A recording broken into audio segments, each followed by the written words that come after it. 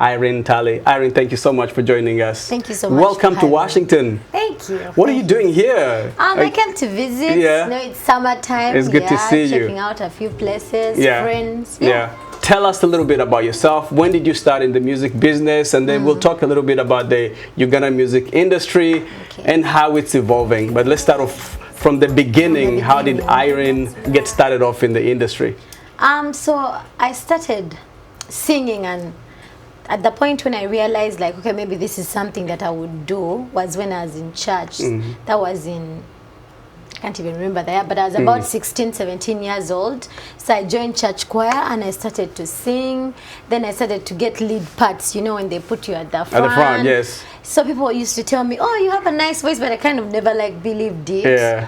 So being in the choir kind of groomed me, and then I also was exposed to instruments. So I learned guitar, I learned a few other instruments, some keyboard and drums. So I was really exposed to instruments for the first time. And then I kind of picked it up from there. I joined a rock band. A rock band? Yes. I love it. I love it. I believe it was. I mean, you have a rock and roll vibe to you, so I wouldn't be surprised. The very first rock band, I think. You know, because we were young. It was just me and a few guys. Yeah. It was called the Uneven Rock Band. So we used to do a few gigs here and there. Of course, rock in and Kampala. roll. Yes, in Kampala. And then, life happened. I started doing now live gigs, you know, like singing in restaurants, in different bars, you know, until I got signed. And here you were, a big superstar, touring the world with your music.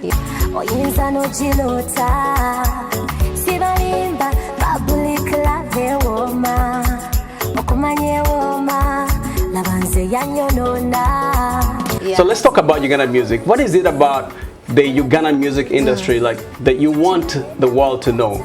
But let's start off by how it has evolved over the years. I believe people should know that right now there's so much talent that's coming out of Kampala and Uganda as a whole. You know, back in the day we used to just have a few, you know, household names. Yeah. But now the talent is crazy. There are so many amazing young people that are coming up who play instruments, who know how to rap. And the thing with our industry, there is no limits. Like we're not limited to one particular sound. So anything is possible. It's a very diverse sound. Yes. How would you characterize your music? I think it's versatile, good music. Versatile, good music? Yes. Yeah. Because I'll give you R&B, then I'll give you Afrobeat, then I'll give you some reggae. Like whatever the vibe is and it's right. Yeah. In studio, that's what I'll give you.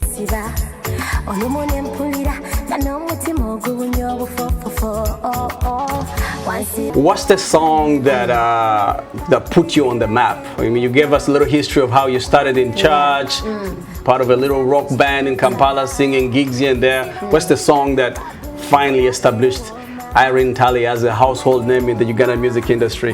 That song has to be Joveda, Jembeda. I believe that song changed my life. Yeah. Can you sing us a couple of lines of that? Okay.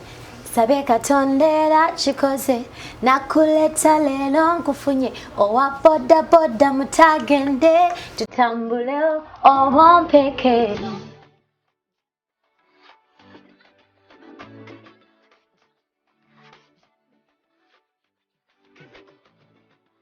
How have you been able to maintain your relevance in the industry that is so versatile, that has these young people coming up every day, new sound, you know, social media? For me, mainly, I believe being, first of all, accepting who I am and the kind of talent that I have, you know, just accepting that they can only just be one Irene Tally, and that is the flavor that I can bring, my own flavor. Your own path. Yeah, my own path to the industry. Of course, there's so many people that you listen to and you're like, oh my God, that's amazing. So I pick what I can just to better my craft.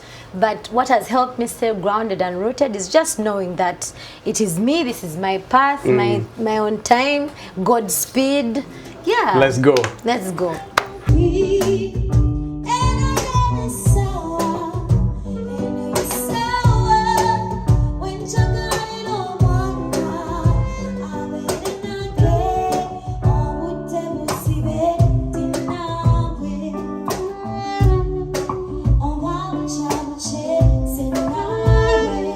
Who did you grow up listening to? In Uganda, I used to listen a lot to Maddox Sematimba. Okay. Also, Phile Lutaya.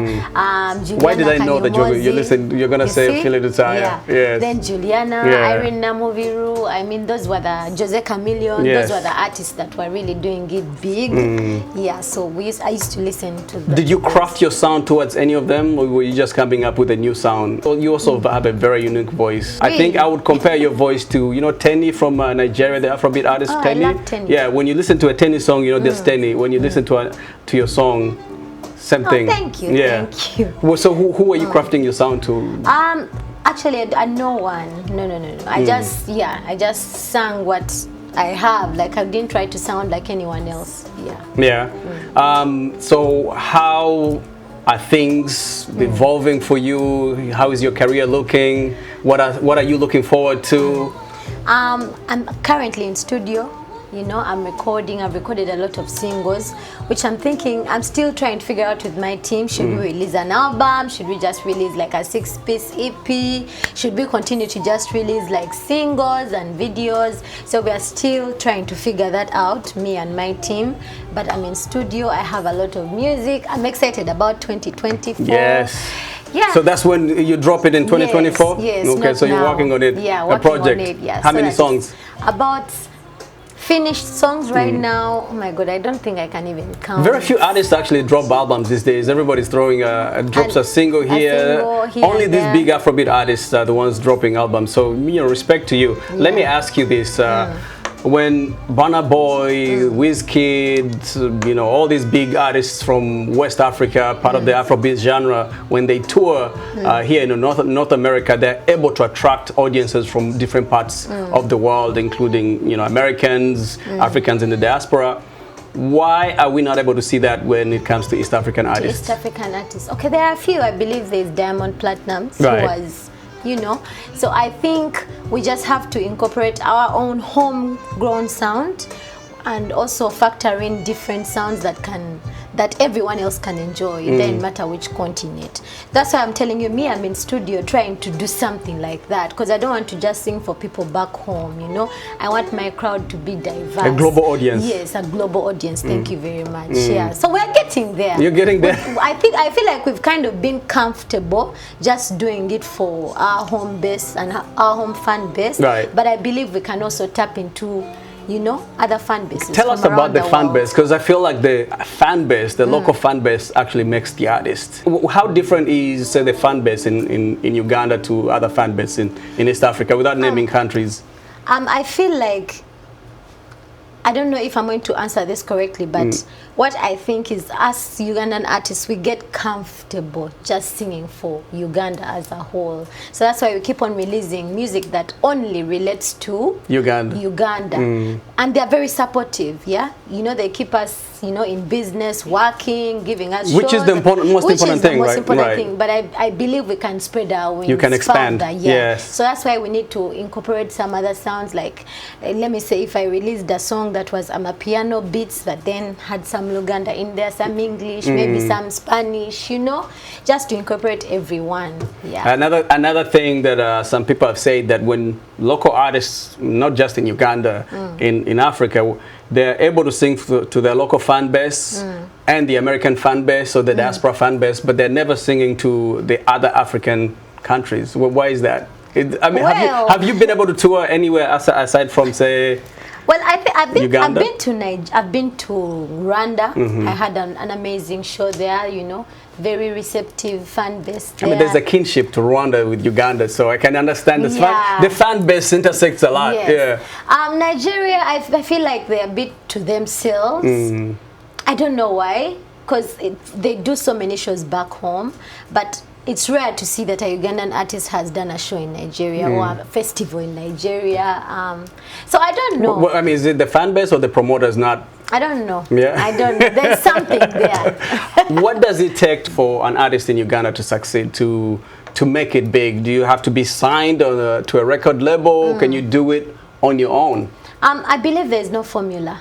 There's no formula for success when it comes to the music industry, but I believe anyone can be great. You can blow up. Some people nowadays we have social media that's crazy. You know, you can blow up on TikTok in a Right, day. right. So it's your drive and the passion that you put in. Of course, when you're under a record label, it's also amazing because then the financial muscle is there.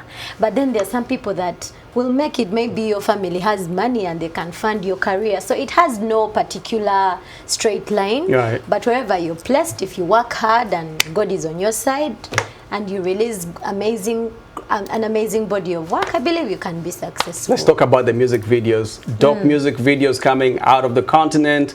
I've seen some of your music videos. They look like they were produced with a $1 million budget. The production quality on them joints is crazy. What is it about this time that allows you artists on the continent to produce that type of work? High quality work. Yeah. We try so hard to work with people that are amazing, you know, people that know what they're doing. Local talent. Yeah, local talent. You know, somebody that's amazing can shoot a music video with an iPhone, you know, and it will look like, oh my God, it was such high budget. So we try to, there are many young But also just the creativity. I understand the technology part of it. Like Yeah. this iPhone can shoot a nice pictures, nice Yes. video, but just the creativity that goes into it. I love the fact that there's an incorporation of all our like traditional visual elements, Yes. you know, from shooting, say, in a rural area, in a village somewhere. Putting in there some cultural dances. Yeah. Like, yeah.